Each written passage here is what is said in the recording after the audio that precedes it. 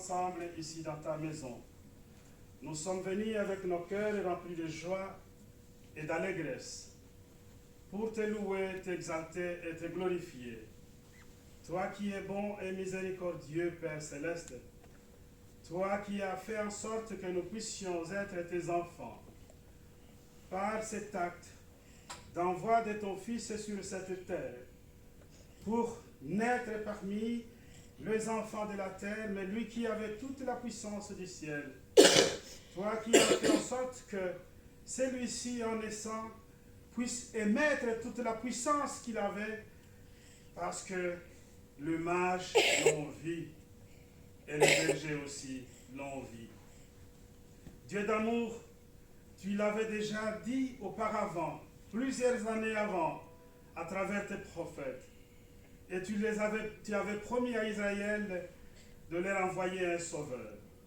Et les sauveurs qui étaient nés, les sauveurs qui étaient parmi les hommes, les sauveurs qui étaient venus pour pouvoir donner la vie éternelle à chacun d'entre les enfants de Dieu qui aspiraient le royaume de Dieu. Dieu d'amour et de miséricorde, en ces jours, nos cœurs sont remplis de joie. Nos cœurs tressaillent de ton amour que nous recevons du ciel. Mais aussi, nous savons qu'en cette matinée, ici sur cet autel de grâce, tu voudras nous parler, tu voudras nous bénir, tu voudras nous donner toutes les vertus nécessaires afin que nous puissions être préparés pour le retour de notre Seigneur Jésus-Christ. Car aujourd'hui nous sommes venus, notre Dieu Tout-Puissant, nous souvenir de la date, mais aussi nous souvenir du retour de notre Seigneur Jésus-Christ pour prendre tous ceux qui se préparent comme Église épouse pour pouvoir entrer dans ton royaume. C'est pourquoi nous te demandons, donne-nous, notre Dieu Tout-Puissant, la force, donne-nous la foi, afin que notre foi puisse être toujours vivante, afin que celle-ci puisse se manifester à travers nos actes et notre comportement, et que tous ceux qui sont comme nos contemporains puissent bénéficier de ce que nous dégageons à travers nos actes et à travers notre foi. Bénis cette communauté de Verviers, bénis tes serviteurs, bénis tes enfants, Père d'amour. Ils sont venus auprès de toi ce matin pour pouvoir t'écouter aussi à travers ta parole que tu vas nous donner ce matin. Mais aussi, remplis cette maison de ton Esprit Saint, que tout esprit qui ne confesse pas le nom de notre Seigneur Jésus-Christ ne puisse pas habiter en ces lieux. Nous pensons à nos frères et sœurs qui ne sont pas ensemble avec nous. Nous pensons à ceux qui sont en cours de route. Dieu d'amour protège chacun d'entre eux jusqu'à ce qu'ils vont franchir la porte et ils vont franchir aussi ces lieux. Sois au plus près de chacun de ceux qui sont malades, de ceux qui souffrent dans de diverses souffrances, Père d'amour, de ceux qui avaient aussi besoin de venir, mais ils hésitent encore dans leur cœur. Dieu de miséricorde, sois au plus près de chacun d'entre eux aussi. Unis-nous maintenant dans la prière de tous, exauce-nous au nom de notre Seigneur Jésus-Christ. Amen. Amen. Chers bien-aimés, chers frères et sœurs, pour cette matinée de Noël, nous vous souhaitons un joyeux Noël à tous. Nous voulons que chacun de nous puissions tourner notre pensée et notre foi vers Jésus-Christ. Que nous puissions être ceux qui sont en train de confesser le nom du Seigneur en tout temps et en tout lieu. Pour ce, la parole qui nous a été envoyée par l'apôtre et patriarche se trouve dans le livre de Luc, dans son chapitre 2, versets 10 et 11.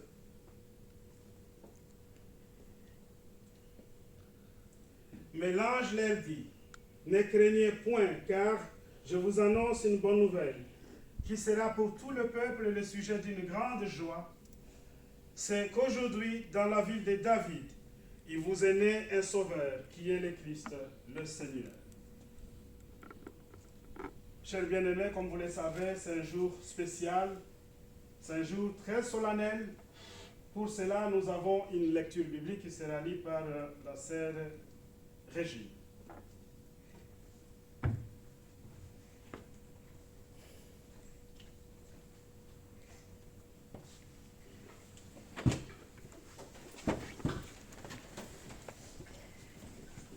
Évangile selon Matthieu, chapitre 1, versets 18 à 14. Voici de quelle manière arriva la naissance de Jésus-Christ.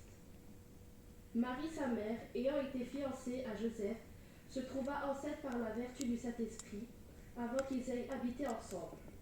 Joseph, son époux, qui était un homme bien et qui ne voulait pas la diffamer, se proposa de rompre secrètement avec elle.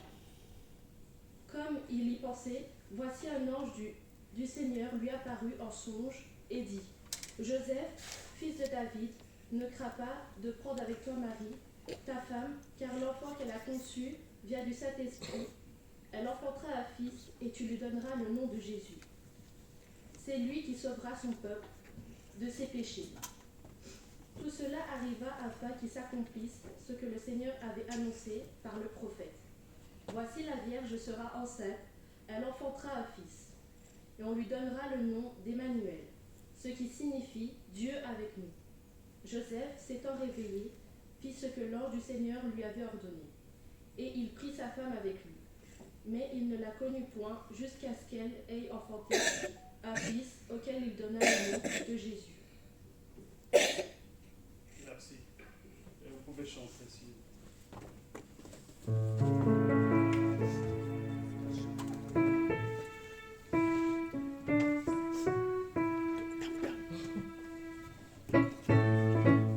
Les songes dans les cieux chantaient.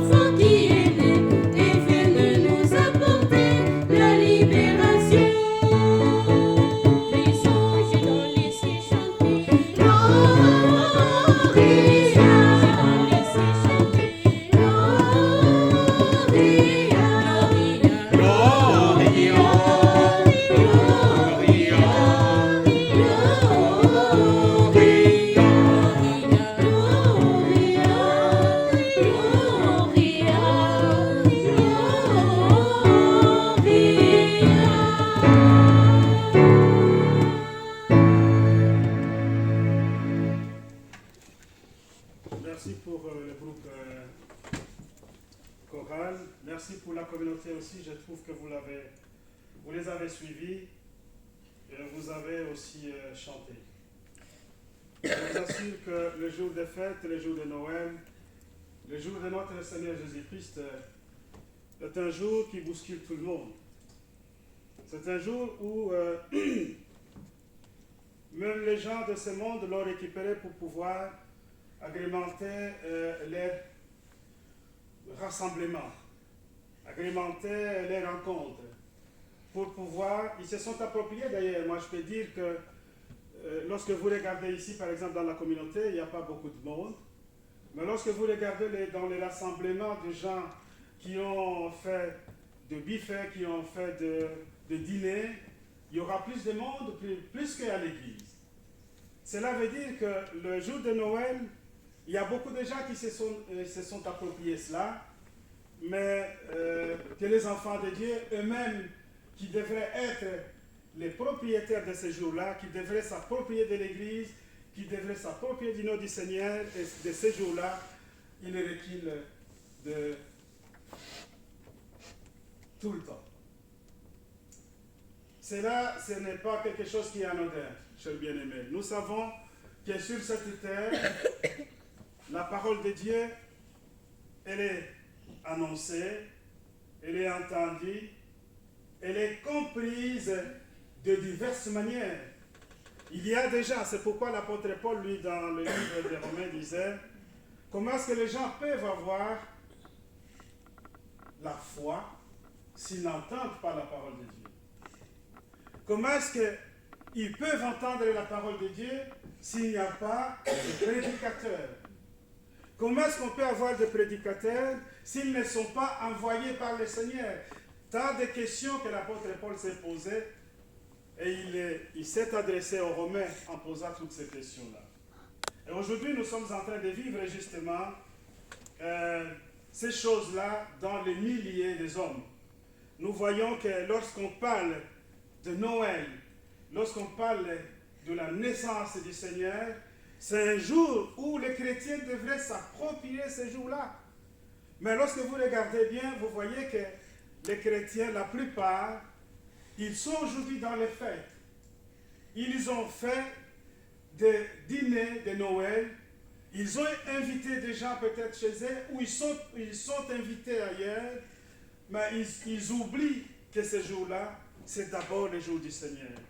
Ils oublient que ce jour-là, c'est le jour où nous venons justement rendre grâce, rendre honneur, rendre toute notre reconnaissance à celui qui était venu, à celui qui était né au milieu de nous. Parce que lorsque nous lisons ici, dans ce livre, nous voyons justement que Noël a été annoncé. Les prophètes, en leur temps, ils avaient reçu la parole de Dieu. Et les prophètes avaient prophétisé la venue du Seigneur. Et lorsque le Seigneur arriva, il y a ici deux événements majeurs qui se produisent en même temps. Nous avons le berger qui reçoit ce que nous venons de lire ici. Les bergers qui reçoivent une grande lumière au milieu d'eux. D'où viennent ces bergers? Nous l'avons déjà beaucoup de fois parlé ici. Les bergers, ils gardaient leurs troupeaux. Ils ne voulaient pas aller dormir dans leur maison parce qu'il y avait beaucoup de prédateurs en cette époque-là. Il y avait beaucoup de prédateurs qui souvent dérobaient leurs moutons ou leurs bétail, si nous pouvons dire ça comme ça. Mais les bergers, ils avaient toujours l'envie de pouvoir protéger les troupeaux. Mais dans cette envie de protéger les troupeaux, ils restaient veillés toute la nuit. Parce que c'est pendant la nuit que le prédateur venait attraper les troupeaux. C'est comme ça qu'en restant veillés pendant la nuit, qu'ils voient une grande lumière au milieu d'eux. Une lumière qui vient du ciel, une lumière qui donne la peur. Et cette lumière venait de Dieu. Et cette lumière était venue justement vers le berger pour l'annonce de la parole, pour l'annonce de la naissance de Jésus-Christ. Et quand les bergers sont entourés par la lumière, il y a un ange qui apparaît et il y a un ange qui commence à leur parler. Vous êtes des bergers, vous êtes dehors.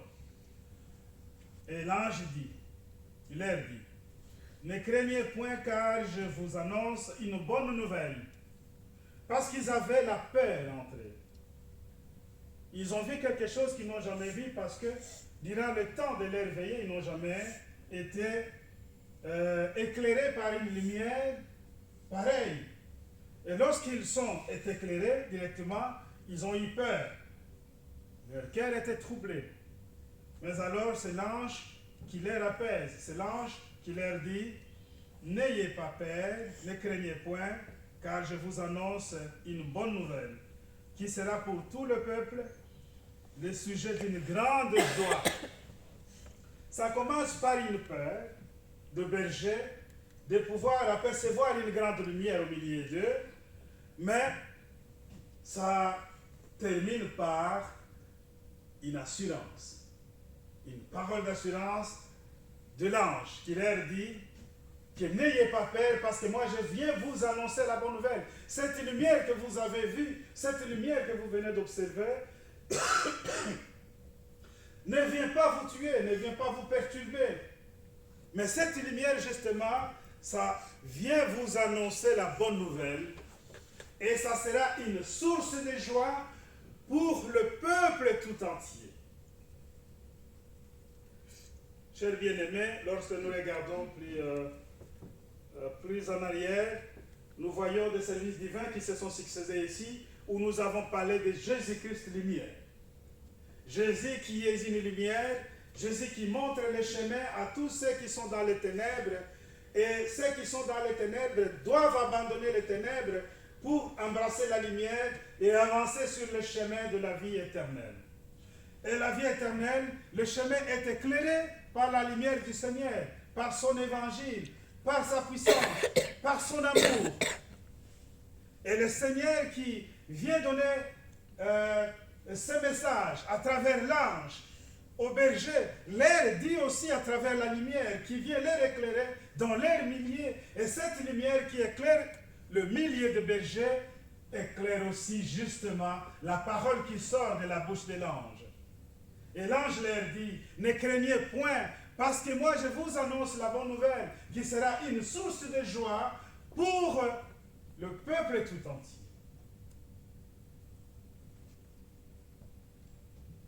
Chers bien-aimés, chers frères et sœurs, les anges, ils sont maintenant apaisés. Les anges, le cœur ne trouble point, comme on peut le dire. Les anges ne sont plus dans la peur parce qu'ils ont eu l'assurance de cette parole à travers l'ange. Et je dis les bergers. Les bergers ne sont plus dans la peur. Ce ne sont pas les anges, ce n'est pas l'ange. C'est les bergers qui ne sont plus dans la peur. C'est les bergers qui ont l'assurance de cette parole qui vient de l'ange, parce que cette parole est éclairée par la lumière du Seigneur. Et cette parole qui va être une source de joie, justement, pour le peuple tout entier. C'est quoi cette parole? Cette parole, chers bien-aimés, elle est ici. C'est qu'aujourd'hui, dans la ville de David, il vous est né un sauveur qui est le Christ, le Seigneur. C'est qu'aujourd'hui, dans la ville de David, il vous est né un sauveur, le Christ et le Seigneur. Il vous est né un sauveur, le Christ et le Seigneur. Chers bien-aimés, le sauveur, il vient sauver nos âmes. Le sauveur, ça a été déjà dit à travers les prophètes que Dieu enverra un sauveur pour Israël. Et Dieu parlait de l'Israël spirituel. En ce temps-là, justement, Israël aussi avait beaucoup de soucis. Israël était envahi, Israël était sujet de tout le temps des envahisseurs. Israël n'était pas dans la joie, Israël était dans la tourmente. Israël avait besoin du réconfort de Dieu. Israël, à un moment donné, avait perdu aussi la foi. Et Israël avait recouru à des pratiques qui n'étaient pas de Dieu. Israël avait donné aussi le dos à Dieu parce qu'ils attendaient longtemps, ils étaient épuisés, ils n'avaient pas quoi faire, ils sont allés chercher des solutions ailleurs. Mais le Seigneur, lui qui avait donné la promesse, il vient à travers la naissance du Seigneur et il la concrétise. Et le Seigneur est né, il dit, dans la ville de David, dans la ville de la descendance du peuple de Dieu, ceux qui étaient choisis par Dieu pour pouvoir les représenter sur cette terre. Et c'est dans cette ville-là qu'est né le Sauveur. Et les bergers étaient les premiers à voir ce message. Ils ont sauté, ils ont eu la joie, ils ont commencé à louer le Seigneur. Et au même moment, lorsqu'il regarda au ciel, il y avait une myriade d'anges qui criaient dans la joie, qui célébraient Dieu le Dieu Tout-Puissant, qui disait: gloire à Dieu qui est tout haut et paix à la terre pour les hommes que Dieu a créés. Chers bien-aimés, justement, il y avait une grande joie, il y avait une grande gloire, il y avait une grande fête, que le Seigneur est né dans le ciel, parce que Dieu savait que la naissance du Seigneur était juste pour sauver les âmes qui étaient perdues. Et que lorsque ces bergers reçoivent le message, et que ces bergers sont éclairés déjà par la lumière, et par la parole qui vient avec la lumière, ils comprennent maintenant que nous avons le Sauveur qui nous est déjà né. Nous devons prendre maintenant nos présents et aller dans la vie de David pour donner le présent au Sauveur. Ils commencent à célébrer. Ils commencent à chanter le chant de louange. Ils commencent à célébrer le nom tout-puissant de Dieu. Ils se sont approchés maintenant de Dieu. Ils savent maintenant que Dieu n'est plus loin d'eux. Dieu maintenant est plus proche d'eux à travers le Seigneur. Parce que le Seigneur, lui, le Sauveur, il est déjà né. Et ils ont pris la route. Ils sont venus vers le Seigneur. Et ils l'ont vu. Et comment était le Seigneur? Le Seigneur était enroulé dans une crèche. Le Seigneur est né dans un lieu simple. Le Seigneur est là, mais dans un lieu très simple. On nous dit lorsque Joseph et Marie sont arrivés pour le recensement qui avait déjà commencé, ils sont arrivés plus tard, il n'y avait plus de place dans les auberges, ils sont allés justement prendre place dans les étables de bétail. Et c'est là qu'est né le Seigneur. C'est là qu'est né le Sauveur. C'est là qu'est né celui que nous sommes en train de célébrer aujourd'hui. Chers frères et sœurs, chers bien-aimés, les bergers qui reçoivent ces messages ne sont pas les seuls. Au même moment, c'est comme j'avais dit déjà auparavant, cet événement arrive aussi aux mages. Beaucoup de gens peut-être confondent les mages avec des magiciens. Les mages ne sont pas des magiciens. Les mages étaient comme des sages. Dans des royautés, dans des royaumes, il y avait des gens sages qui étaient là pour pouvoir conseiller les rois. Il y avait aussi des magiciens. Je dis des magiciens, ceux qui suivent l'astrologie exactement. Mais il y a des mages qui sont comme des sages, sont considérés comme des sages. Et ces sages-là, justement, qui donnaient aussi des conseils. Et les rois, lorsqu'ils avaient des soucis, ils réunissaient des mages, des magiciens, des prophètes, tout le monde, pour pouvoir donner suite soit à un songe ou à quelque chose qu'il a besoin de faire à cette époque-là. Et on nous dit que les mages, ils étaient des hommes sensés, des hommes intellectuels, des hommes très intellectuels, des hommes bien instruits, des hommes qui avaient justement la confiance même du peuple. Et Dieu a parlé à ces mages. Et ces mages sont venus de l'Orient, ils n'étaient pas de l'Occident plutôt. Et ces mages qui sont venus, vous avez l'histoire, lorsque les mages sont venus, ils sont arrivés dans les territoires, ils sont passés par Hérode, et ils ont demandé à Hérode où était le nouveau roi qui vient de naître, Hérode n'avait pas bien compris. Par l'explication de ses conseillers, il a compris finalement qu'il y a un sauveur qui devrait naître, qui serait le Seigneur, qui serait le Messie pour pouvoir sauver l'humanité. Alors, il y a la jalousie dans le cœur d'Hérode. Et cette jalousie, comment il l'applique? Il dit, vous allez vous donner vos présents, mais au retour, vous passez par ici, vous pour me dire s'il va bien, comme ça moi aussi je vais envoyer mes hommes avec les présents pour donner à ce nouveau roi. Et les mages sont partis, et le retour ne se fait pas sur le chemin d'Hérode. Dieu leur a contourné le chemin, et ils sont partis. Mais aujourd'hui, nous ne parlons pas des mages, nous parlons plus des bergers. Nous parlons plus de ceux qui étaient le plus proches. Nous parlons de ceux qui avaient justement la promesse du Seigneur pour bénéficier de la naissance du Seigneur. Ils sont venus reconnaître Dieu auprès du Seigneur avec leurs présents. Ils ont célébré ce jour-là. Ils ont été capables de dire au Seigneur, nous te reconnaissons maintenant que tu es le Dieu d'Israël. Et nous savons que tout ce que tu donnes comme promesse, ça se réalise. Et nous allons toujours te rester fidèles. Chers frères et sœurs, chers bien-aimés, les bergers ont fait leur travail. Ils ont reconnu le Seigneur, ils ont reconnu notre Dieu Tout-Puissant. Mais ils ont reconnu aussi le Seigneur Jésus-Christ dans la crèche. Et dans cette crèche, lorsque vous regardez, c'était un enfant vulnérable. Un petit enfant vulnérable qui ne pouvait rien faire. Un petit enfant qui vient de naître, il n'a pas de force.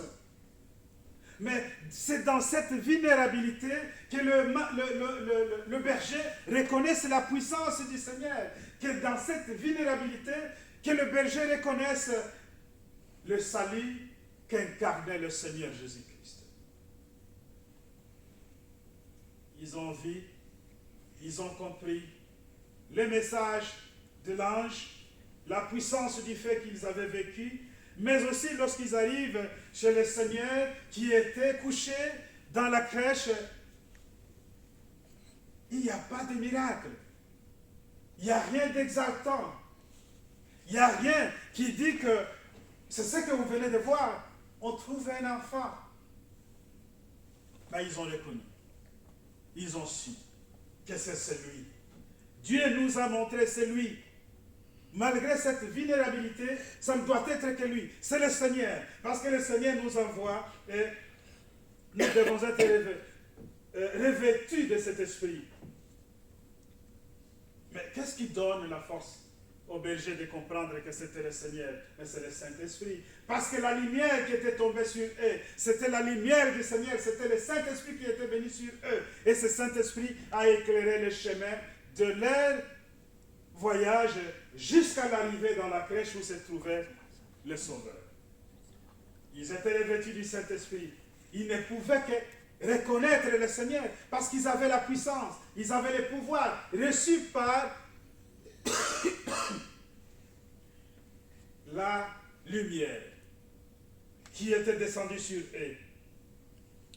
Et dans cette œuvre, chers bien-aimés, ils ont fait des choses merveilleuses. Ils sont retournés en chantant, ils sont retournés dans la joie, ils ont compris que le Seigneur, c'est lui qui vient nous sauver. Chers bien-aimés, chers frères et sœurs, nous sommes des enfants de Dieu aujourd'hui. On ne nous a pas appelés aujourd'hui le matin chez nous. Venez, le Seigneur est né à la place verte. Venez le sauver. Et dans l'église, ici vous allez maintenant, vous allez le trouver comme un petit enfant bien mailloté. Mais aujourd'hui, la parole du Seigneur par le Saint-Esprit, cette lumière que nous avons eue, nous parle que nous avons le Seigneur qui se prépare pour venir auprès de nous, pour venir nous prendre avec lui et que nous puissions vivre dans son royaume. Ce royaume qu'il s'est battu sur cette terre, ce royaume qu'il a donné sa vie, ce royaume qu'il a fait en sorte que chacun d'entre nous puisse venir auprès de Dieu à travers sa grâce, sa miséricorde et son sacrifice. Mais nous devons commencer par l'obéissance, obéir à notre Seigneur Jésus-Christ et comprendre sa parole. Cette obéissance, justement, c'est ça l'indicatif de notre foi. Nous avons une foi dans notre cœur et cette foi-là nous indique que le Seigneur est là et nous devons obéir à sa parole et nous devons obéir à ce qu'il est en train de nous donner afin que nous puissions être de bien-aimés les jours du Seigneur. Aujourd'hui, nous n'allons pas attendre de quel côté va naître le Seigneur. Aujourd'hui, nous n'allons pas attendre d'où nous allons aller rencontrer les petits enfants. Le Seigneur nous a éclairés. Le Seigneur nous a donné la possibilité d'être des enfants de Dieu. Le Seigneur nous a montré le chemin et le Seigneur, il a balisé ce chemin-là afin que chacun d'entre nous puisse mettre ses pieds et avancer vers le royaume de Dieu. Et nous devons travailler dans cette œuvre-là. Nous devons continuer à croire. Nous devons mettre tout ce que nous avons comme force dans la foi que nous détenons. Et nous devons chanter comme les bergers. La gloire de Dieu qui entoure notre cœur par la naissance du Seigneur, mais aussi par son sacrifice. Il nous a appelés à être des enfants de Dieu par le sacrement que nous avons reçu et nous attendons le Seigneur en son jour afin que nous puissions bénéficier. Non, retourner pour aller rencontrer notre troupeau, mais nous allons rentrer dans le royaume de Dieu et rester ensemble avec le Seigneur. Que l'esprit de Noël entoure notre cœur. Que l'esprit de Noël puisse nous donner aussi la possibilité de beaucoup aimer les autres. Que l'esprit de Noël nous donne la possibilité de sourire avec ceux qui sont en train de chercher le sourire, mais aussi de pleurer avec ceux qui pleurent.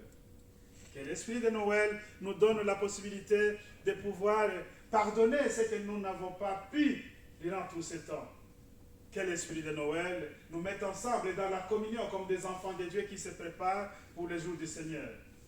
Et que l'esprit de Noël nous éclaire, comme avait éclairé les bergers. Que cet esprit qui leur avait éclairé leur a montré le chemin par lequel se trouvait la crèche du Seigneur, et ils sont allés droit, ils l'ont rencontré, et ils ont donné les présents. Que cet esprit qui vous a aussi éclairé ce matin, qui vous a montré la direction où se trouve l'église, et vous êtes venus aussi ici avec vos cœurs, qui sont les présents les plus précieux que Dieu en a besoin, que vous avez aussi vos suppliques, vos demandes dans ce cœur-là, que cet esprit vous accompagne, qu'il vous bénisse, qu'il soit avec vous.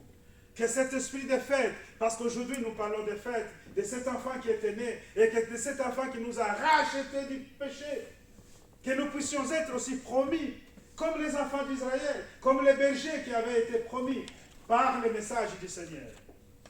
Que nous soyons promis, nous aussi, par cet esprit de Noël. Que nous puissions nous aussi être exaltés, être dans la joie, être dans la confiance totale, parce que le Seigneur, lui qui était né, le Seigneur, lui qui a donné son sacrifice, le Seigneur, lui, continue à ménager toujours à nos côtés. Et le Seigneur nous accompagne, le Seigneur nous assiste, le Seigneur nous donne tout ce que nous avons besoin, afin que nous puissions être des enfants de Dieu complets, jusqu'au jour du Seigneur, où nous serons appelés Église épouse, ensemble avec le Seigneur. Amen. Amen. Chers bien-aimés, j'ai été long. Parce que nous avons un baptême aujourd'hui, il faut que ça soit un peu court, la prédication. Je vais appeler, parce que c'est le jour de fête, le prêtre. Le respect du temps, je vais aussi appeler le diacre. Ils viennent intervenir. D'abord, on va commencer avec le prêtre. Donnez-nous un chant, s'il vous plaît. 340. Zambi atindaki moi namoki.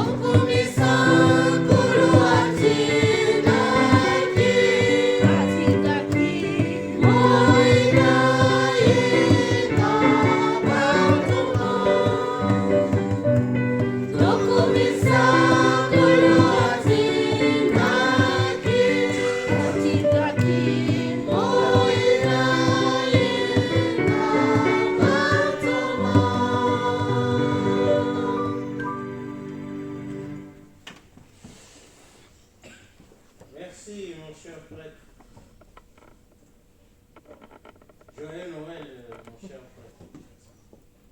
Joyeux Noël, mes bien-aimés. Jésus est né et il est dans la crèche. Je cherche la crèche tout autour de moi. Je ne la vois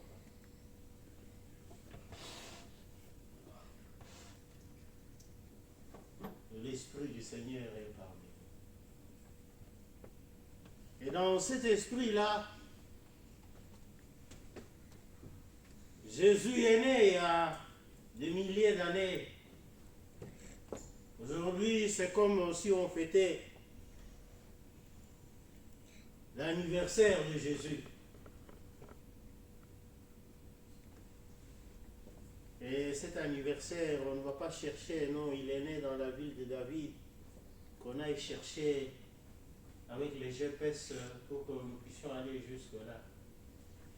Mais il est parmi nous ce matin. Ce qu'il nous dit, je viens, je frappe à votre porte. C'est lui qui m'entend et qui m'ouvre.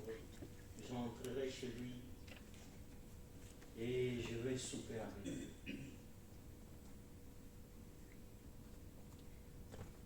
Ce matin, comme notre prêtre nous a dit, il y a notre sœur qui sera baptisée.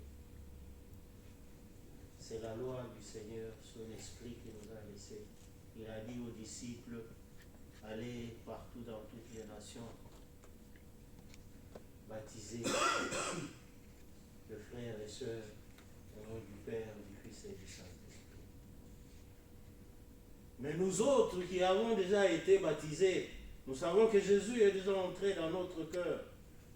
Quand Jésus entre, la souper qui nous amène à la table, ce n'est pas des dindes, mais il nous apporte son amour. Dans son amour, il y a tout, il y a le pardon, il y a le sacrifice. Ce matin, nous qui avons ouvert le cœur, déjà nos portes du cœur, pour que Jésus vienne y résider, que nous puissions vivre avec lui ensemble. Et notre sœur qui va venir, parce qu'on dit, il n'y a pas de petits, il n'y a pas de grands. Nous sommes tous ensemble. Nous devons nous interpeller ce matin. Quand Jésus vient, il nous amène la loi de l'amour. Est-ce que nous appliquons cette loi de l'amour-là partout où nous passons? Nous savons nous partager ce que nous avons. Nous savons nous rabaisser, nous humilier comme Jésus. Quand il est arrivé sur la croix, lui qui était Dieu, on l'a maltraité, il n'a pas réagi, il s'est rabaissé pour que la paix puisse régner. Nous nous retrouvons devant toutes ces situations. Est-ce que nous cherchons toujours à avoir notre droit? On dit non, moi, je ne peux pas être écrasé. Jésus s'est rabaissé jusque dans les tables. Il a dormi sur l'herbe, peut-être par terre, je ne sais pas. Peut-être qu'il y avait un peu de crasse de bétail qui était tout autour. Mais il a dormi là-bas pour que nous puissions être élevés. Est-ce que nous savons encore nous rabaisser, nous humilier devant les situations qui nous arrivent dans la vie? En ces jours de Noël, mes bien-aimés, Jésus nous rappelle encore cette loi. L'amour pardonne. L'amour accepte tout. L'amour s'humilie. L'amour se sacrifie. L'amour écrase l'égoïsme, les moi, l'égocentrisme, l'amour du prochain.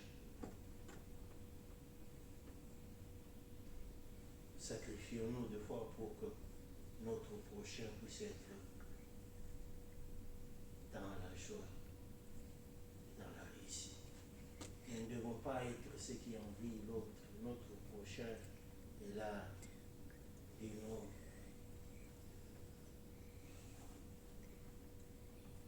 Lui aussi commence à porter la même marque que moi. On ne doit pas être confondu, non. Jésus nous dit, nous devons être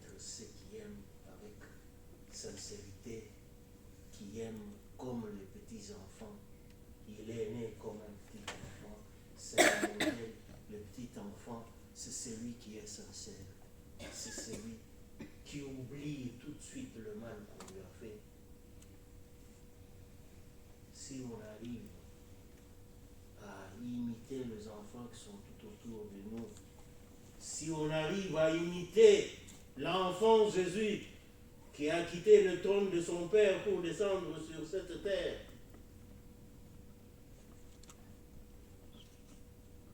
nous finirons par avoir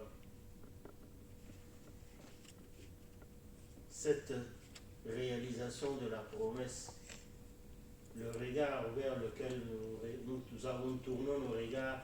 Jésus vient bientôt pour venir nous prendre, afin que nous puissions quitter ce monde où il y a tant de soucis, où il y a tant d'injustice, pour aller vivre dans la justice de notre Père Céleste, là où coule l'or et le miel, et où nous aurons la vie éternelle, derrière laquelle nous courons tous. Que notre Père Céleste soit loué en ces jours de Noël. Amen. Amen. Joyeux Noël. Merci. À toi aussi pareillement.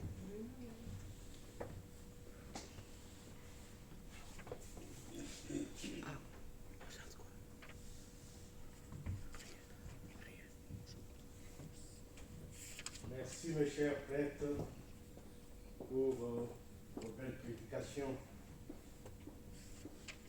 Et ce qui m'amène à dire que vous avez certainement été visité par le Saint-Esprit qui vous a mis ces bonnes paroles dans vos bouches. Le thème d'aujourd'hui, bien sûr, c'est la naissance de notre Sauveur, Jésus-Christ, notre Christ. Et moi, je vais essayer de... Parce que nos prêtres ont largement expliqué sur la parole d'aujourd'hui. Et moi, je n'ai plus grand-chose à ajouter, à part essayer de mettre un peu la situation dans le contexte d'aujourd'hui. Et se poser la question que si cela était arrivé dans cette période, comment nous allions appréhender cela. Parce qu'on s'imagine les gens à cette époque-là, les questions qui se sont posées et des spéculations qu'il y en a eu, des polémiques, en se disant, voilà, une jeune dame, vierge, fiancée, et tombe enceinte. C'est quelque chose d'inimaginable. Mais, comme nous parlons du Saint-Esprit, parce que Dieu ne fait rien au hasard, il a bien préparé l'arrivée de son fils, parce qu'il voulait que ce soit ainsi, que son fils naisse parmi les hommes, des pécheurs, des gens qui devaient venir racheter, sauver. Il fallait qu'ils naissent à peu près dans les mêmes conditions que dans leur milieu, et que avec l'aide du Saint-Esprit, que tous se préparent pour l'accueillir et comprendre les plans de Dieu pour les sauver, de délivrer de leurs péchés. C'est dans cette circonstance-là que Jésus est venu, et toute personne qui avait l'idée de spéculer là-dessus ou de mettre les projets de Dieu en doute était persuadé par le Saint-Esprit que c'était réellement la volonté de Dieu d'envoyer son Fils dans ces circonstances-là. Nous avons lu ici dans la Bible, la parole biblique, que Dieu avait quand même préparé les esprits. D'abord, il y a les anges qui avaient apparu au milieu des bergers. Et puis nous avons vu aussi l'engouement, toute mobilisation au niveau qu'on peut appeler aujourd'hui, dans les termes d'aujourd'hui, international, malgré qu'il n'y avait pas de moyens de communication comme nous les avons aujourd'hui. Aujourd'hui, quand la femme est enceinte, il y a déjà via Internet, via Facebook, YouTube, TikTok, les baby showers, tout ça, c'est connu. Le monde entier connaît quand même et dans telle famille aura naissance. Mais à cette époque-là, il n'y avait pas ces moyens-là, les moyens que nous avons aujourd'hui. Les seuls moyens, c'était via les anges, parce que Dieu a touché les esprits un peu partout pour signaler l'arrivée de son enfant, de son fils, que nous fêtons aujourd'hui. Aujourd'hui, en fait, c'est l'anniversaire de Jésus. Aujourd'hui, c'est le début de notre délivrance. C'est pour cela, à cette occasion, je vous souhaite, mes frères et sœurs, un joyeux Noël. Et surtout, mettez ce joyeux Noël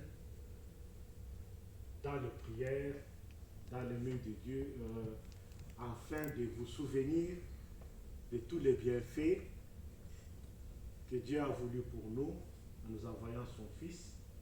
Et surtout ne pas oublier que c'est lui le chemin, la vérité et la vie, c'est la lumière, celui qui va nous permettre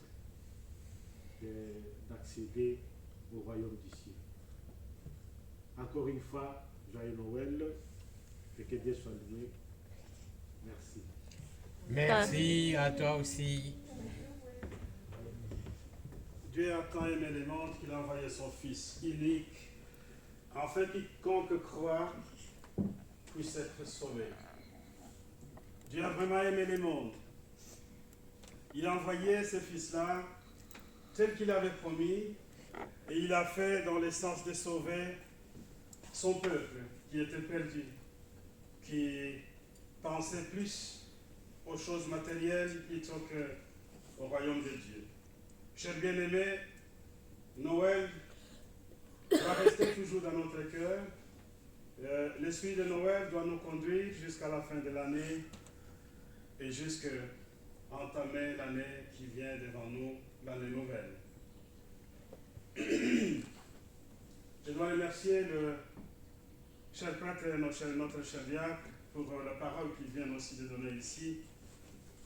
Et je voudrais vous demander, vous, chers bien-aimés, que vous puissiez être prudents, que la parole de Dieu qui est prononcée sur l'autel de grâce, elle est pour votre vie de foi tout entière. Et cette vie de foi, elle est observée par les actes que nous commettons, par les comportements que nous affichons, par la manière dont nous sommes appelés là à l'extérieur, pas ici à l'église. Parce qu'ici à l'église, lorsque nous venons, nous sommes tous comme des petits saints. Mais c'est là dehors que nous devons avoir un comportement différent peut-être, par rapport à ceux qui commettent beaucoup de fautes. Nous sommes des humains, c'est vrai, mais nous devons nous penser qu'il met en Jésus-Christ, il met en l'Esprit de Dieu en nous. Un enfant de Dieu ne fait n'importe quoi, ne fait pas n'importe quoi. Un enfant de Dieu ne peut pas se trouver à n'importe quel milieu. Un enfant de Dieu ne suit pas n'importe quelle information. Aujourd'hui, il y a des choses qui se passent. Aujourd'hui, il y a des choses, il y a même de grandes églises aujourd'hui qui marchent la tête en bas et les pieds en l'air. Si vous voyez aujourd'hui, il y a de grandes églises, de grands serviteurs de Dieu qui commencent à bénir le mariage homosexuel, je ne voudrais pas être homophobe. Je ne viens pas ici sur l'autel de grâce pour être contre ces choses-là. Mais pour moi, je ne bénis pas les péchés. On bénit les pécheurs. On ne bénit jamais les péchés. Amen. L'homosexualité, ce sont des gens peut-être qui sont dans l'ignorance. Parce que nous sommes des enfants de Dieu. Nous devons les accueillir. Ils peuvent venir ici, par exemple, rester avec nous, prier avec nous. Nous devons les accueillir, ce sont nos frères. Mais dès là, bénir un couple homosexuel, c'est bénir un péché. Je vous assure. Je suis sur l'autel de grâce. Et je le dis. Et le monde aujourd'hui est à l'envers. Et vous, les enfants de Dieu, tenez-vous bon. Hein. Tenez-vous bon. Parce que c'est votre foi qui vous sauvera. C'est votre foi qui vous sauvera. Tout ce que vous avez appris sur la parole de Dieu, Dieu n'a jamais permis cela. Il y a des références bibliques. Il y a des colères de Dieu qui se trouvent dans la Bible. Lorsque vous lisez l'histoire de Sodome et Gomorrhe, lorsque vous voyez pourquoi Dieu a puni le temps de Noé, vous êtes des enfants de Dieu. Cette communauté, je vous aime beaucoup. Et moi, j'anticipe toujours pour vous dire que tenez-vous bon. Et heureusement que notre Église n'est pas dans ça, parce que nous avons lu ici plusieurs fois de circulaires de nos apôtres qui disent « Nous ne sommes pas là pour promouvoir cela, nous ne sommes pas là pour donner des ministères aux homosexuels, nous ne sommes pas là pour donner des ministères ou bénir le mariage sexuel des homosexuels, mais ce sont nos frères, nous devons les accueillir parce que Dieu aime les pécheurs, mais Dieu n'aime pas les péchés. » Amen. Amen. Dieu aime les pécheurs, il n'aime pas les péchés. Dieu, il est contre les péchés. Et le péché, c'est quoi? C'est cette partie qui est péché. Mais le péché, c'est l'homme. Et Dieu veut à cet homme-là pour pouvoir l'aider à quitter le péché. Mais si nous acceptons à bénir les péchés, c'est que nous marchons la tête en bas, le pied en l'air. Et Dieu ne sera pas pour nous. Nous allons... quelque chose qui m'est venu, et c'est l'actualité, je crois que tous les avérés, ils savent ce qui se passe. Mais moi, je parle parce que les hommes de Dieu, ils sont les avertis. Les hommes de Dieu doivent dire des choses aux enfants de Dieu. Ils ne peuvent pas cacher les choses. Et je vous le dis parce que je suis le préposé de cette communauté. Je voudrais le bien de votre vie éternelle. Je ne voudrais pas que vous puissiez vous mélanger dans les choses qui n'ont tête ni queue. La Sainte Seine, c'est aussi un moment de grâce pour nous, c'est un moment de communion avec notre Seigneur.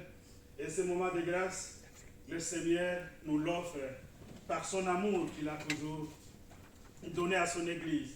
Parce qu'autour de lui, il a regardé les apôtres, il a choisi quelque chose pour pouvoir les mettre ensemble. Cette communion, il a dit, mais si je pars, parce que je sais comment sont les gens. Si je leur dis, écoutez, restez, débrouillez-vous, ils ne vont jamais y arriver.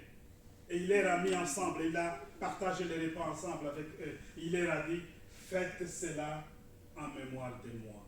Continuez à les faire en mémoire de moi. Comme ça, vous serez ensemble dans cette communion et vous allez vous souvenir de toutes les paroles que j'ai prononcées pour vous, de toutes les paroles que je vous ai données, afin que mon Église ait la vie éternelle. Amen. Amen. Pour cela, nous allons pouvoir chanter les cantiques 247.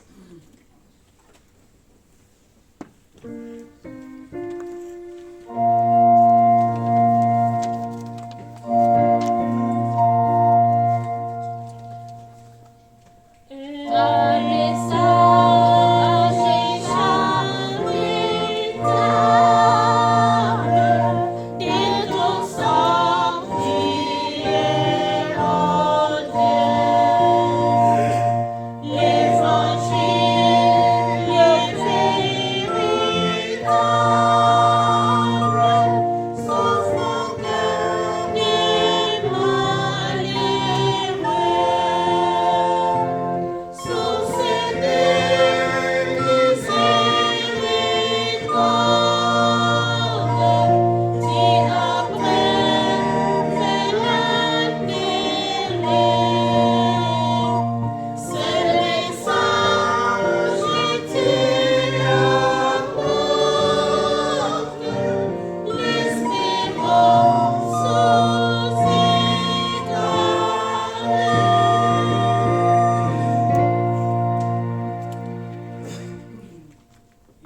chers bien-aimés, pour réciter la prière que le Seigneur nous a laissée.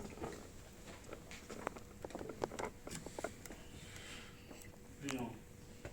Notre Père qui es aux cieux, Que ton nom soit sanctifié, que ton règne vienne, que ta volonté soit faite sur la terre comme au ciel. Donne-nous aujourd'hui notre pain quotidien. Pardonne-nous nos offenses, comme nous pardonnons à ceux qui nous ont offensés. Ne nous induis pas en tentation, mais délivre-nous du mal. Car c'est à toi qu'appartiennent, dans tous les siècles, le règne, la puissance et la gloire. Amen. Selon la mission que j'ai reçue de l'apôtre et mon mandat, je vous annonce la bonne nouvelle. Au nom de notre Seigneur Jésus-Christ, le Fils de Dieu vivant, vos péchés vous sont pardonnés.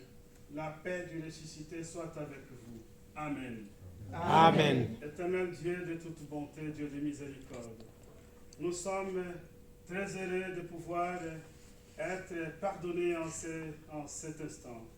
Nous sommes aussi reconnaissants, Père d'amour, pour cet amour que toi, tu déverses toujours sur nous par cet acte de la naissance de notre Seigneur Jésus-Christ comme sauveur autour de nous, mais aussi de nous permettre, nous comme des nations, de nous approcher aussi de ce salut et de nous préparer pour le royaume de Dieu.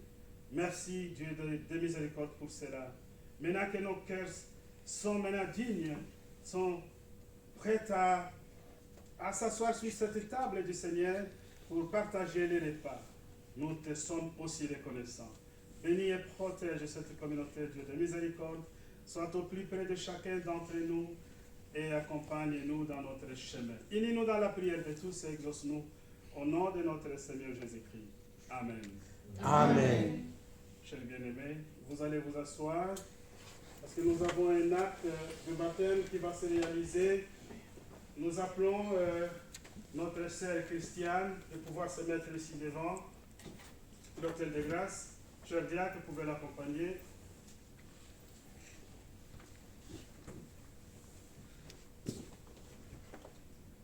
Juste lui, elle doit être là et regarder ici. Voilà.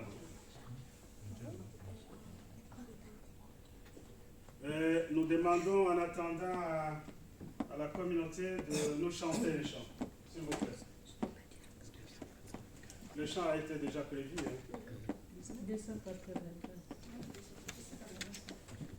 284.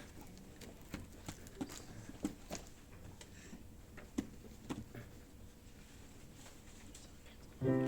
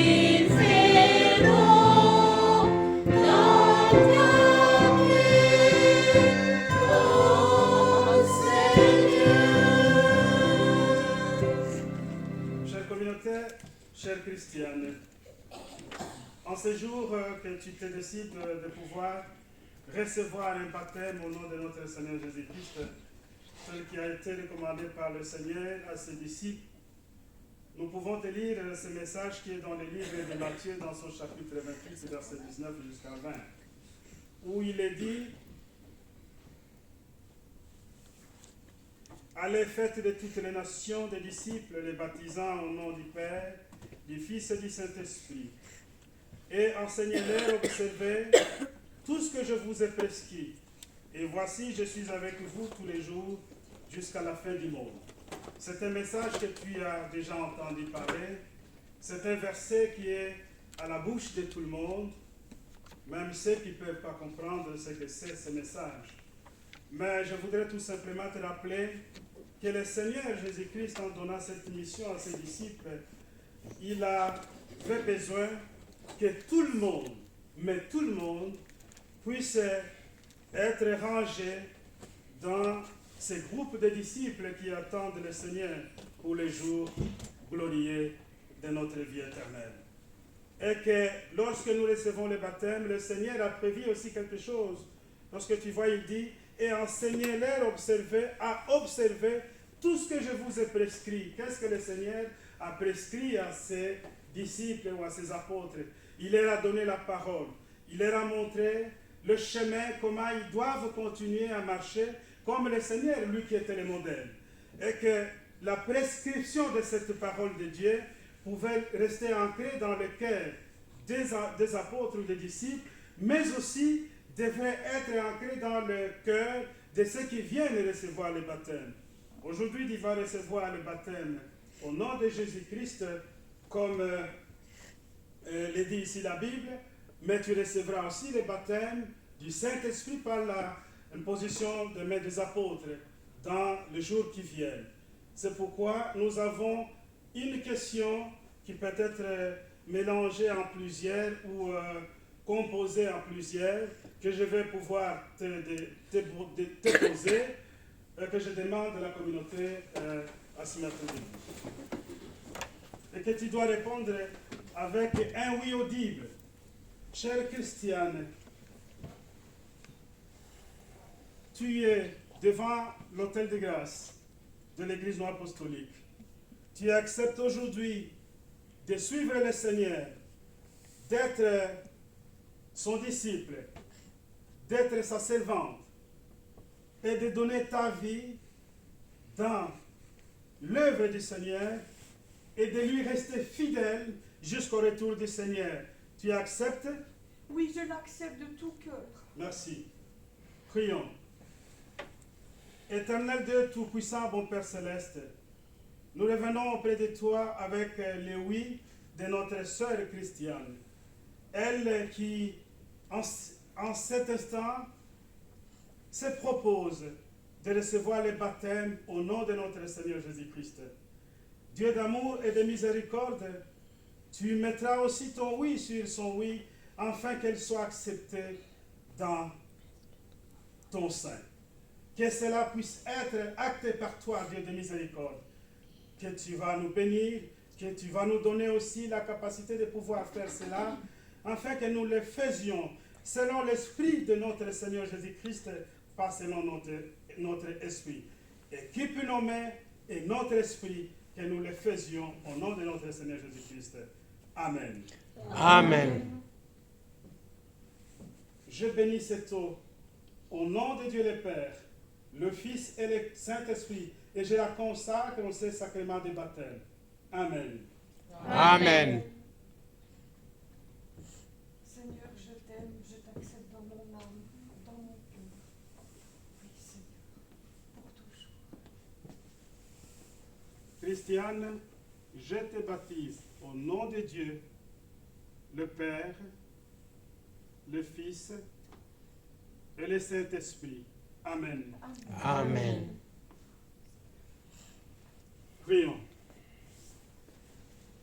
Que le Dieu Tout-Puissant te reçoive dans sa grâce, une grâce de la bonne alliance envers notre Dieu Tout-Puissant. Que cet acte te soit l'effacement du péché originel. Que Dieu t'aide et te protège et qu'il te guide dans toutes les situations existentielles de ta vie terrestre. Qu'il te donne l'opportunité d'être au milieu de ses enfants, mais aussi dans la communion des enfants de Dieu. Puisse cette bénédiction réjaillir dans ta vie, mais aussi à tes proches et à tes parents. Que la bénédiction de cet acte repose au nom de Dieu le Père, le Fils et le Saint-Esprit. Amen. Amen. Amen. Merci beaucoup. Merci. Que Dieu te bénisse, qu'il te protège. Maintenant, tu n'es pas. Non, non, non. Pas toute seule. Attention. Maintenant, tu n'es pas toute seule. Tu es dans la communion des enfants de Dieu. Et nous ferons en sorte que dans cette communion, nous soyons toujours ensemble jusqu'au retour du Seigneur.